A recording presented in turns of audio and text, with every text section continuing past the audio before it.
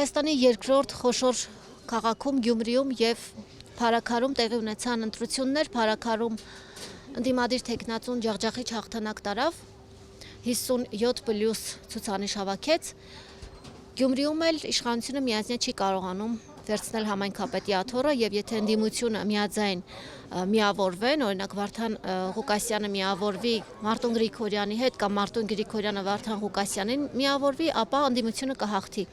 Սա ինչի ցուցանիշ է եւ արդյոք 2026 թվականի պատկերը կարող է այսպիսին լինել։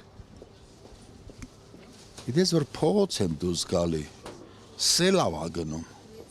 անտեսանելի սելավա, վայրի սելավ, հայհոյում են մարդիկ, քվրվում են,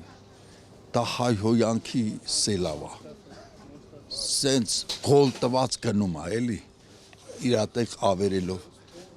մարդը իրար հետ խոսում են, են մեկը Նիկոլ ասում, արասմա առավոտվա օրս ընչիղ խաթարեցիր, ես առավոտ ընչի պղծեցիր, իմ համար գնում եմ, այդպիսի ատելություն ա գնում, ու գնալով ահագնանում ան Նիկոլի դեպ, ինքը խաբար չի, ինձ մոտ է եղել, մերձ ենք եղել, ընկեր ենք եղել եւ այլը, խապված եմ եղել, իրեն համակրել եմ, իրեն նկատմամբ լավ բաներ եմ ասում, այսօր հիասթափված եմ, ինձնից առավել հիասթափված է հիմի ժողովուրդը, չի գիտակցում ինքը, գնալով վախտնա իրա, ես ավելին կասեի, իրա փախչելու վախտնա, Գյումրիում, որ այսպես ասած անդրություն եղավ և ընդդիմությունը հաղթանակեց, դա ես չէի ասի ընդդիմությունը հաղթանակեց, որովհետև չէի էլ ասի, որ լավագույններին ընտրվեցին,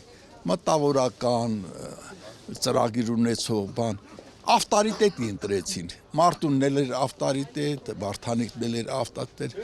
ինչքան զզված է այս ժողովուրդը Նիկոլից, որ ասում է ձայնը շանին կտամ, գելին կտամ Նիկոլին, մի կտոր փայ չեմ տա,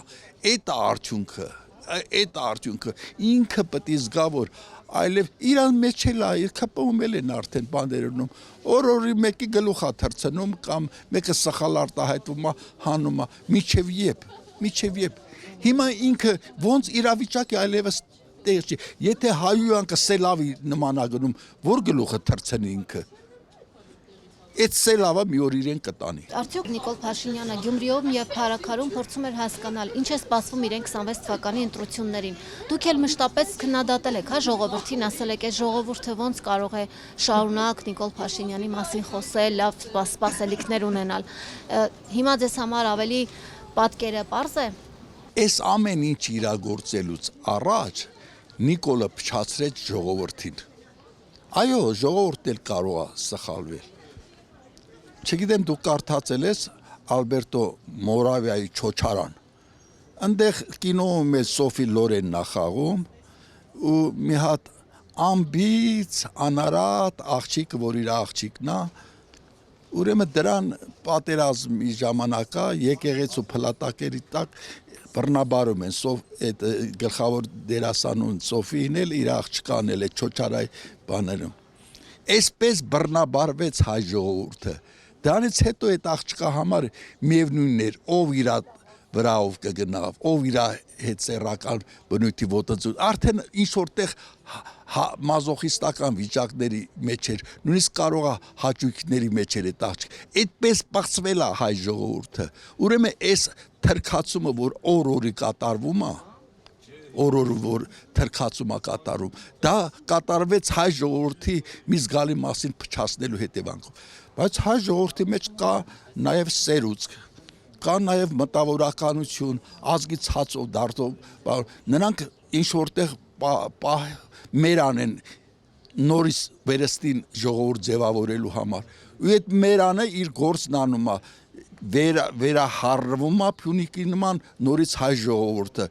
որի իր սելավի մեջ կառնի ու կտանի իր հետ Նիկոլին էլ իր ընտանիքն էլ, Աննա Հակոբյանը թող իր մոդայիկ հագուստներով այդքան վեր չթռչի, ասում է չտեսեց